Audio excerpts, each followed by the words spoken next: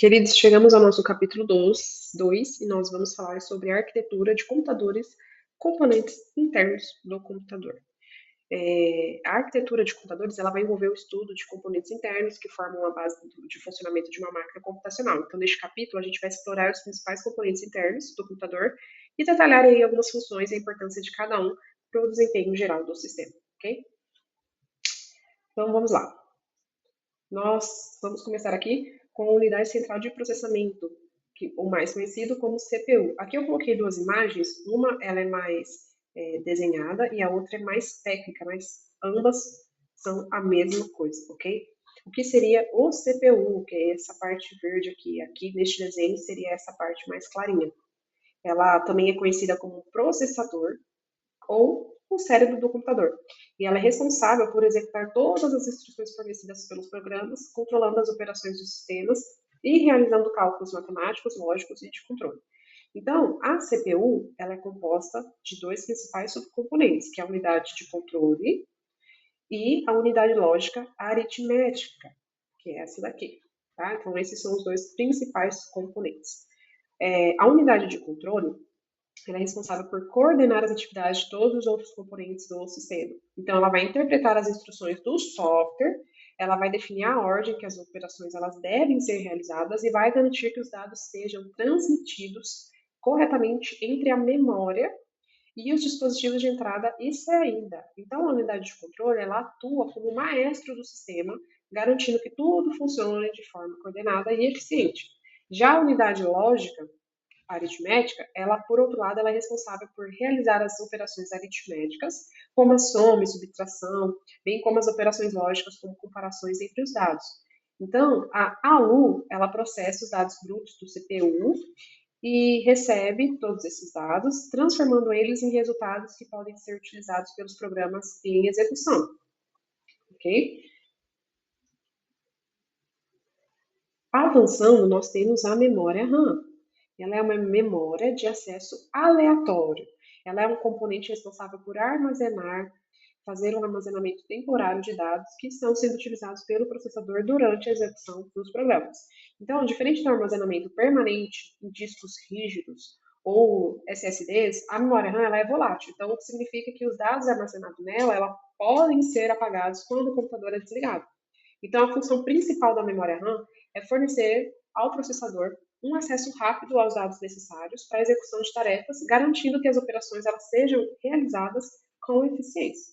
Quanto maior a quantidade de RAM disponível no sistema, maior será a sua capacidade de o computador lidar com os múltiplos processos simultâneos, evitando a necessidade de acessar o disco rígido, que é significativamente mais lento.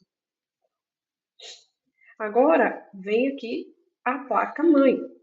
A placa-mãe ela é um componente que conecta todos os outros dispositivos internos, todos os dispositivos internos do computador, e ela atua como uma espécie de espinha dorsal do sistema, porque ela contém os circuitos que permitem a comunicação entre o processador e a memória RAM, e também com os dispositivos de armazenamento, as placas de vídeo, de som e outros componentes. Sem a placa-mãe, os diferentes elementos do computador não poderiam interagir de forma eficaz. A placa-mãe, ela contém vários slots, que são esses aqui, ó, slots, e conectores, tá? Onde os outros componentes são instalados. Por exemplo, o processador, ele é instalado no socket da CPU, enquanto os módulos RAM, eles são inseridos em slot da memória, entendeu? Então, além disso, a placa-mãe, ela vai oferecer portas para dispositivos periféricos, certo? E como USB, ou como até mesmo conector de USB, tanto de pendrive, ou de teclado, ou de mouse. E também ela vai gerenciar o fluxo de energia de todos os componentes internos através do conector da fonte de alimentação, que é o carregador de um notebook, por exemplo. Vamos avançar aqui. Nós temos também os dispositivos de armazenamento, que é o HDD e o SSD. Eles são responsáveis por guardar e armazenar permanentemente os dados e arquivos dos sistemas, incluindo o sistema operacional, aplicativos e documentos pessoais. Então, existem dois tipos principais de dispositivos de armazenamento, que são o disco de HDD e as unidades de estado sólido, que são o SSD. O HDD, que é o Hard Disk Drivers, eles utilizam discos magnéticos giratórios, que é esse disco aqui, para armazenar os dados. Então, eles são conhecidos por sua alta capacidade de armazenamento a um custo relativamente baixo, tornando assim uma opção comum para armazenamento em massa. Mas o HDD, ele é um dispositivo mecânico, então o que significa que são mais lentos e menos duráveis que o SSD. Então, a velocidade de um HDD ela é medida em rotações por minuto. E quanto maior essa rotação, mais rapidamente os dados podem ser lidos e gravados. Já o SSD, que é o Solid State Drivers, por outro lado, não possuem partes móveis e utilizam memória flash para armazenar os dados. Então, isso vai tornar ele muito mais rápido que o HDD e vai proporcionar ali tempos de inicialização mais rápido, mais eficiente no carregamento dos programas e menor consumo de energia. Mas o SSD eles costumavam ser mais caros do que os HDD, embora essa diferença ela tenha diminuído aí nos últimos anos por conta da sua velocidade superior. Os SSDs são amplamente utilizados em laptops e computadores de alto desempenho. Bom, e a fonte de alimentação? Então, Power Supply Unit, PSU, também conhecido como PSU. Ele é um componente responsável para fornecer energia elétrica para todos os outros componentes do computador. Então, ele vai converter aí a eletricidade da rede elétrica em diferentes tensões necessárias para alimentar o processador, a placa-mãe, os dispositivos de armazenamento e os periféricos. A escolha de uma fonte de alimentação adequada ela é crucial para garantir a estabilidade e a segurança do sistema, lógico. Então, as fontes de alimentação elas são classificadas pela quantidade de energia que elas podem fornecer em medida de watts. Então, um sistema com componente de alto desempenho, com placa de vídeo avançada e processadores de alta frequência, requer uma fonte de alimentação com maior capacidade para evitar esses problemas de energia, como superaquecimento ou falhas nos sistemas.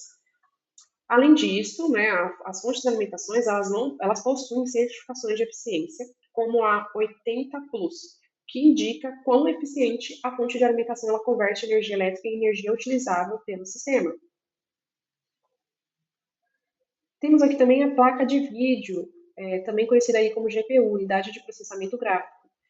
A placa de vídeo, também conhecida como GPU, ela é responsável por renderizar e exibir gráficos no monitor do computador. Embora os processadores modernos contenham gráficos integrados, chamados de gráficos integrados, muitos usuários, especificamente aqueles que trabalham com design gráfico e edição de videojogos, eles optam por placas de vídeo dedicadas para obter maior desempenho. Então, as placas de vídeo dedicadas, elas possuem a sua própria memória, que vai permitir ali que eles realizem cálculos gráficos complexos de forma independente, sem sobrecarregar o CPU. Então, elas são especialmente úteis para renderização 3D, simulações e execuções de jogos com gráficos intensos. Então, placas de vídeo de alto desempenho, como as da linha da NVIDIA, GeForce ou AMD Radeon, são capazes de processar grandes volumes de dados gráficos em tempo real, proporcionando uma experiência visual fluida e detalhada. Temos também a barra de dados, que também pode ser chamada de buses. Eles são circuitos que conectam os diferentes componentes internos do computador que vão permitir que os dados fluam de uma parte do sistema para a outra. Então, existem diferentes tipos de buses no sistema, incluindo o bus de dados, que transporta informações entre o processador e a memória, e o bus de endereço, que carrega a informação sobre onde os dados devem ser enviados. Um dos buses mais importantes é o bus de expansão. Então, ele vai permitir a adição de componentes adicionais ao sistema, como placas de som, placa de rede e unidades de armazenamento externas. Então, os tipos de bus mais comuns incluem o PCI e o PCIe, que vai oferecer maior largura de banda para a comunicação entre os componentes e maior eficiência na troca de dados.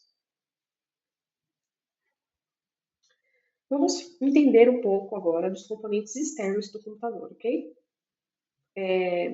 Bom, o que são componentes estéricos? A gente costuma falar que os componentes estéricos são os periféricos. Então, periféricos de entrada, periféricos de saída, periféricos de entrada e saída. Aqui até coloquei uma imagem para que você depois consiga assimilar as informações aqui. Os periféricos de entrada, assim que a gente pode usar como exemplo, são os teclados, mousers, scanners, microfones, câmeras. Já os periféricos de saída, o mais comum estão entre os monitores, as impressoras e alto-falantes. Agora a gente tem aqueles periféricos que são de entrada e saída. O que seria periféricos de entrada e saída? são aqueles que combinam ambas as funções. Então, o próprio periférico ele vai permitir a entrada de informação e a saída de dados. Então, um exemplo típico é a tela sensível ao toque, que é o touchscreen. Ela é encontrada em uns dispositivos móveis e em alguns computadores. Outro exemplo são os dispositivos de armazenamento externo, como pendrives e discos rígidos externos, que podem tanto enviar dados para o computador quanto receber arquivos do computador.